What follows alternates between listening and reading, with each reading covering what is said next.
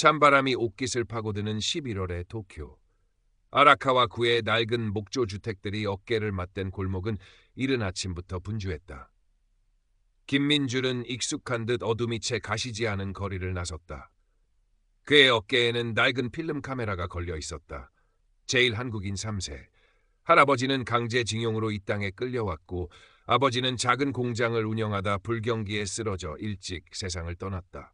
홀어머니와 대학생 여동생 민지의 생계는 온전히 그의 두 어깨에 달려 있었다.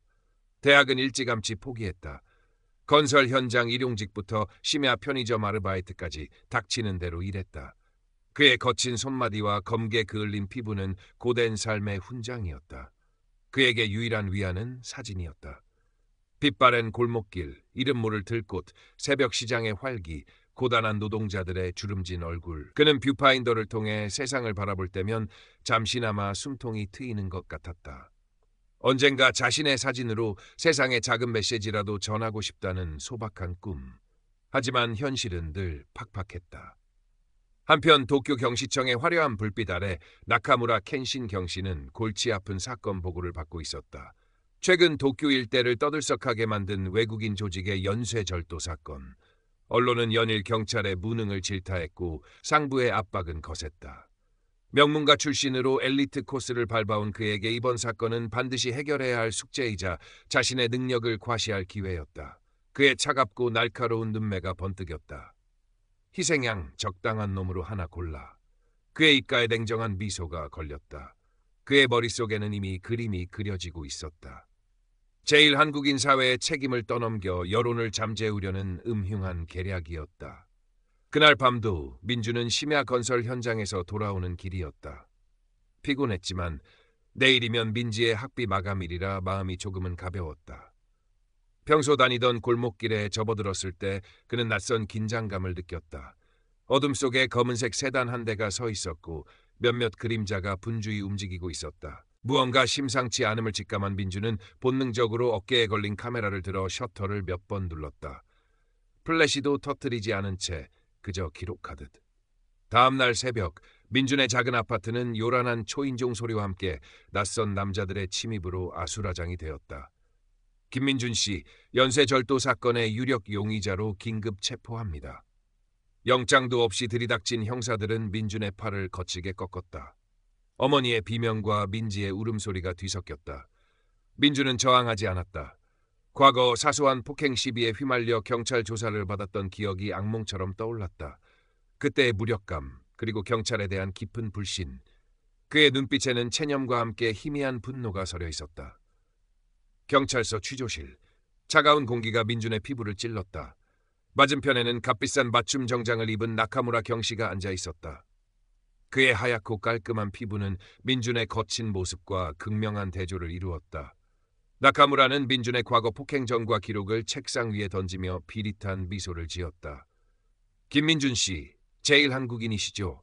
이런 일에 익숙할 텐데.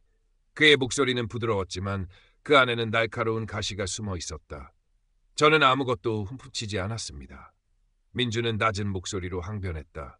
하지만 나카무라는 들은 척도 하지 않았다. 그는 이미 짜놓은 각본대로 민준을 몰아갔다. 어젯밤 알리바이는 내 놈 같은 외국인 범죄자들 때문에 이 나라 치안이 얼마나 엉망이 됐는지 알아? 인종차별적인 발언도 서슴지 않았다. 민준의 카메라는 증거물이라는 명목으로 압수되었다. 결국 민준은 유치장에 갇혔다. 차갑고 어두운 공간, 절망이 그의 온몸을 짓눌렀다. 민지는 오빠의 무죄를 밝히기 위해 백방으로 뛰어다녔다. 하지만 현실은 냉혹했다. 변호사를 선임할 돈은 턱없이 부족했고 경찰은 비협조적이었다. 민준이 일하던 공사장 근처 작은 식당 주인 박영감만이 따뜻한 위로와 함께 얼마 되지 않는 돈을 건네며 힘을 보탰다. 민준이 녀석, 그럴 애가 아닌데 힘내게 아가씨. 박영감의 주름진 눈가에 안타까움이 서렸다. 그때 인터넷 매체 진실의 눈 소속 아오이 유키 기자가 이 사건에 관심을 갖기 시작했다. 그녀는 날카로운 감각으로 사건 이면에 무언가 숨겨져 있음을 직감했다. 유키는 민준을 면회했다. 초췌한 모습의 민준이었지만 그의 눈빛에서 유키는 억울함과 진실을 향한 갈망을 읽었다. 저는 정말 아무 짓도 하지 않았어요. 제발 제 말을 믿어주세요. 민준의 목소리는 떨리고 있었다. 유키는 그의 이야기에 귀를 기울였다. 나카무라는 유키의 움직임을 눈치챘다. 그는 유키가 속한 언론사에 압력을 가하고 그녀의 취재를 교묘하게 방해했다. 하지만 유키는 굴하지 않았다. 오히려 그녀의 의혹은 더욱 커져만 갔다. 그녀는 나카무라가 과거에도 비슷한 방식으로 약자들을 희생시켜 자신의 실적을 올렸다는 소문을 파고들기 시작했다. 유치장에서 민주는 절망과 싸우고 있었다. 밤마다 악몽에 시달렸다. 어두운 골목길, 아버지의 마지막 모습, 그리고 자신을 비웃는 듯한 나카무라의 얼굴. 그는 문득 압수된 자신의 카메라를 떠올렸다. 그날 밤 어둠 속에서 본능적으로 눌렀던 셔터. 혹시 그 안에 무언가 아주 작은 실마리라도 담겨 있지 않을까. 희미한 기억이었지만 그것은 절망 속에서 움튼 작은 희망의 불씨였다. 면회 온 민지에게 민주는 떨리는 목소리로 그날 밤 찍었던 사진에 대해 이야기했다. 민지야, 내 카메라 그 안에 혹시 뭔가 있을지도 몰라. 그날 밤 골목에서 이상한 걸 봤어. 민지는 오빠의 말에 눈을 반짝였다. 작은 희망이라도 붙잡고 싶었다.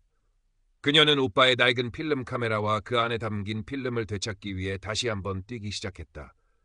하지만 나카무라의 감시는 생각보다 치밀했고 증거물로 압수된 카메라에 접근하는 것은 쉽지 않았다.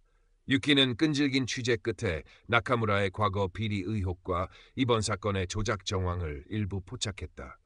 하지만 결정적인 증거가 부족했다. 그녀는 나카무라의 주변 인물들을 탐문했지만 모두 입을 굳게 다물었다.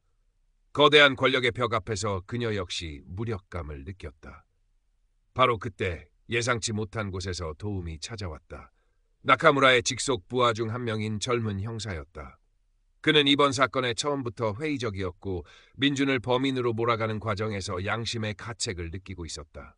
과거 나카무라 밑에서 비슷한 일을 겪으며 침묵했던 자신에 대한 후회도 밀려왔다. 그는 익명으로 유키에게 연락해 나카무라의 범행 지시가 담긴 음성 파일 일부와 조작된 증거 목록을 넘겼다. 더 이상 저도 괴물은 되고 싶지 않습니다.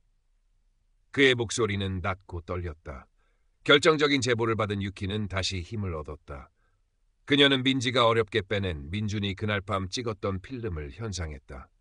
사진들은 대부분 어둡고 흔들렸지만 그중 한 장에 흐릿하게 남아 검은색 세단 옆에서 무언가를 옮기는 남자들의 모습이 찍혀 있었다.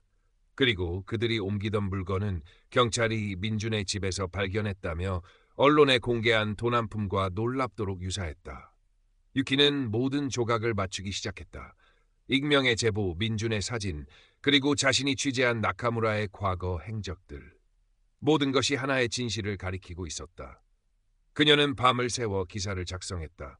경시청 간부엔 연쇄절도 사건 조작 및 공권력 남용 의혹, 충격적인 내부 고발과 사진 증거.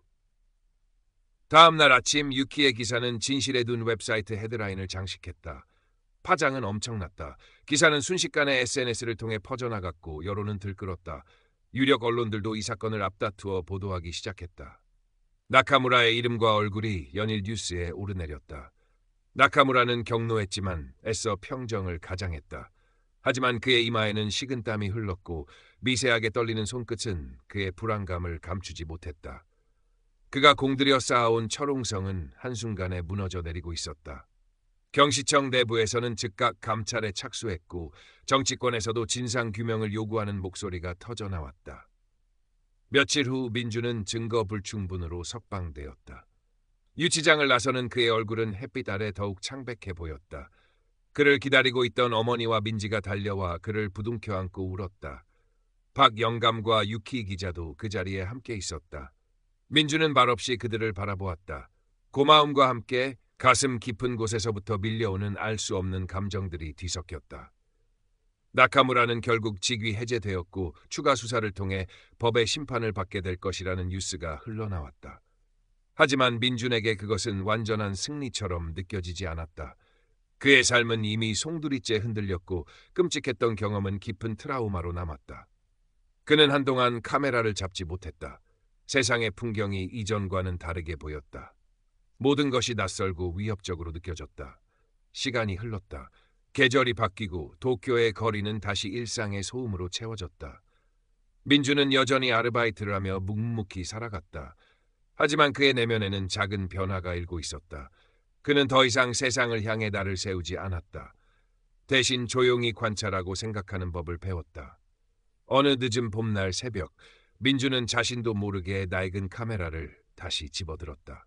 그는 익숙한 변두리